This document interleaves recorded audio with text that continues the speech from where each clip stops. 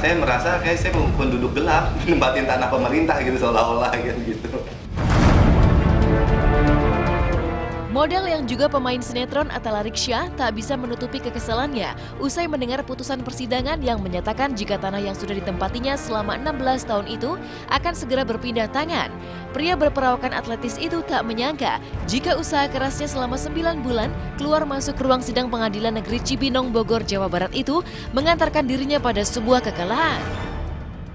Kami baru balik dari hasil sidang keputusan masalah perkara gugatan perdata tanah milik saya, ya, dan hasilnya adalah saya dihukum untuk harus mengembalikan tanah tersebut. Tentu saja saya nggak puas karena saya merasa dimentahkan bahwa eksistensi saya kalau saya itu berjuang untuk mendapatkan untuk bisa mengurus tanah ini menjadi legal dan kuat secara hukum itu nggak dianggap seperti itu. Ketika persidangan ini diadakan, kita optimis bahwa hak kita akan dilindungi, hak kita akan dijaga. Tetapi apalah hari ini kita melihat sebuah ironi.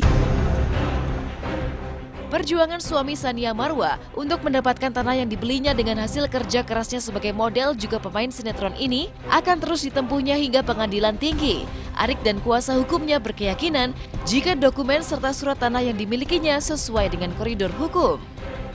Kita akan melakukan perlawanan, kita akan lakukan pertama secara formal kita mengadukan upaya hukum banding dan melakukan upaya hukum lainnya yang dibolehkan oleh hukum banding ke pengadilan tinggi karena ini kan pengadilan baru tingkat paling rendah.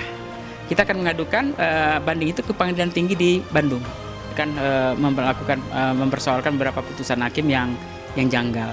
Di sini saya warga polos, yang akhirnya saya kok juga karena usaha pribadi saya dapat temen cuma 2.000 yang SHM.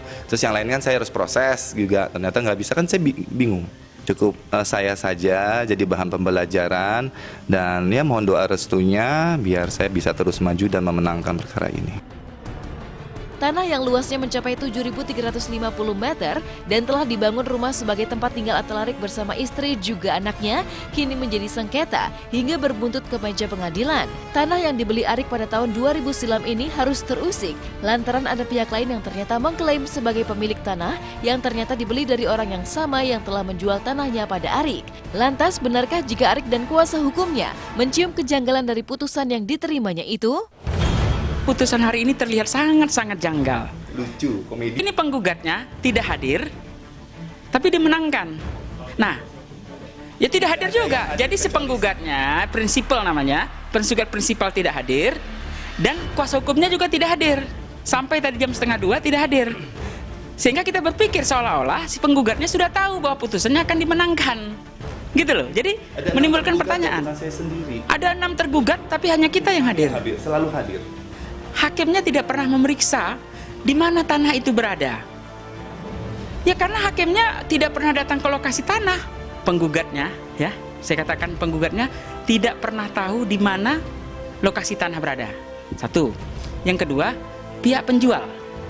Penjual yang dulu menjual kepada kita juga tidak tahu, tidak bisa menunjukkan lokasinya. Yang ketiga, hakimnya ketika melakukan pemeriksaan setempat itu juga ya kan diberikan oleh objek yang salah. Hikmahnya selalu berhati-hati menjadi warga negara Indonesia, harus mempelajari lebih rinci lagi masalah perundang-undangan yang berlaku di negara ini, karena terlalu banyak celah yang kalau kita keseleo seperti saya ini jadi bisa bermasalah.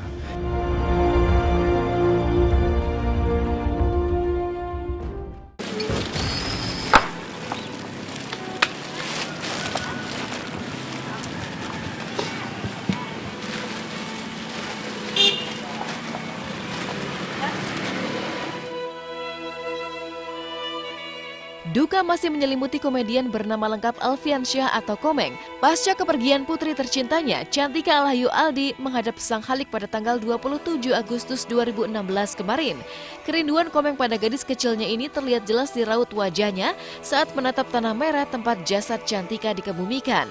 Dan jelang 7 hari kepergiannya, Komeng bersama kembaran Caca, Bagus dan Ganteng juga para kerabatnya berziarah ke makam Caca di TPU Citerep, Bogor.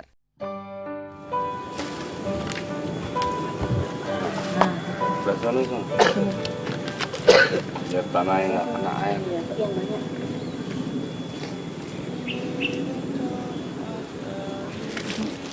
Itu namanya cantiknya kayak Tasnya.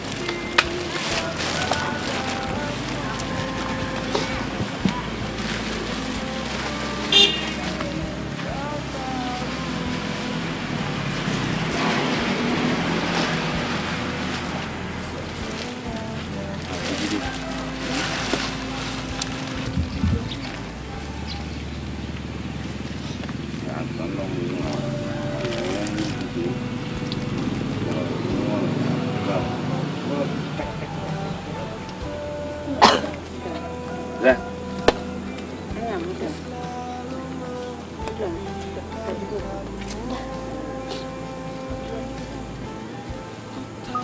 Ya. Yang mau nabur bunga. Ya, awas, Mas. Jarah yang kemarin nggak sempet ikut makamnya. Kayak yang tuh ibu mertua saya belum sempet ikut kemarin ramai. Terus ada itu adik kakeknya yang paling kecil dari Gorontalo baru sampai harian. Terus ini yang asuhnya, yang orang-orang yang kerja di rumah kemarin nggak sempet lihat karena nungguin rumah. Ya hari ini bareng-bareng. Kepergian Caca menghadap Sang Khalik secara mendadak ini membuat Komeng tak bisa menutupi kesedihannya. Terlebih Caca adalah anak perempuan satu-satunya. Namun sebagai ayah, Komeng harus bisa menutupi kesedihannya itu di depan bagus dan ganteng kakak Caca yang belum bisa menerima kepergian sang adik. Bayang-bayang manja serta sikap lucu Caca seolah masih terbayang di mata dua jagoan Komeng itu. Sampai-sampai bagus dan ganteng sering terjaga bila malam dan menangis mengingat sosok periang Caca. Bahkan keduanya mengaku bermimpi bertemu Caca. Lalu apakah ini bentuk kerinduan bagus dan ganteng terhadap almarhumah adiknya hingga terbawa ke alam bawah sadar mereka? Kalau merasa sih ya ada lah perasaan namanya anak sendiri.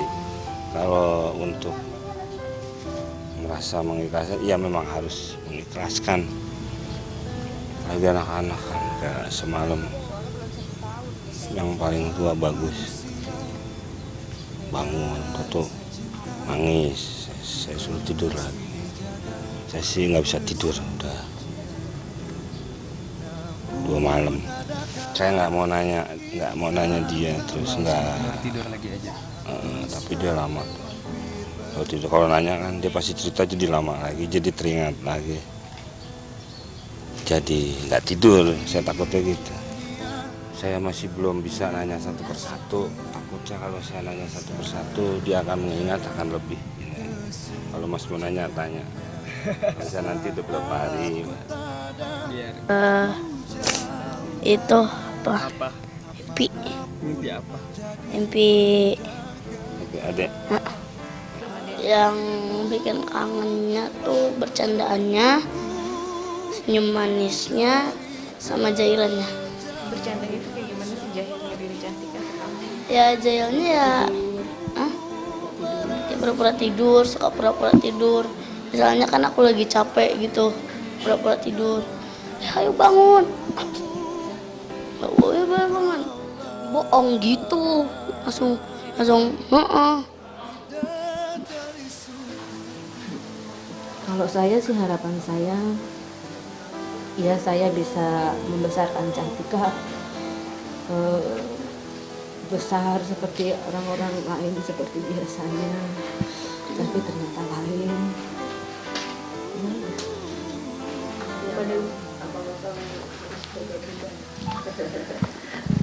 Tadi kita sempat lihat dari pas di pemakaman sempat bawa selimut.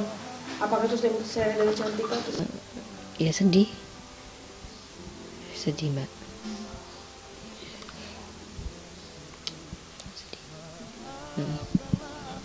Lemas gitu. Duka yang dihadapi Komeng dan juga sang istri memang cukup berat. Langkah mereka untuk bisa menyaksikan anak gadisnya itu tumbuh besar seketika terhenti. Bahkan kerinduan Komeng dan juga sang istri kian mendera saat mereka melihat boneka-boneka almarhumah yang masih tersusun rapi. Pokoknya terakhir saya ulang tahun dikasih jam sama dia, tanggal 25 kemarin saya ulang tahun.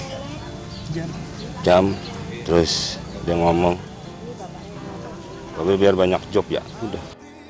Ya pagi itu saya suka godain. Dia tuh paling duluan rapi dibanding kakaknya. Kakaknya tuh masih. Berangkat sekolah kayak gitu. Iya paling rapi. Saya godain. Mana Bu? Kayak gitu. Kalau yang lain masih kadang-kadang diomelin dia suruh mandi semua. Enggak juga sih dia. Nggak ada. Cuman boneka aja yang pink-pink. Oh di kamarnya di bawah. Ada bonekanya di bawah, boneka main. Di kamar biasanya boneka teman tidur. Di lemari boneka yang buat ganti-ganti. Doa saya ya semoga Cantika husnul khotimah, diterima di sisi Allah, ditempatkan di surganya Allah, bidadari surga. Dari surgaku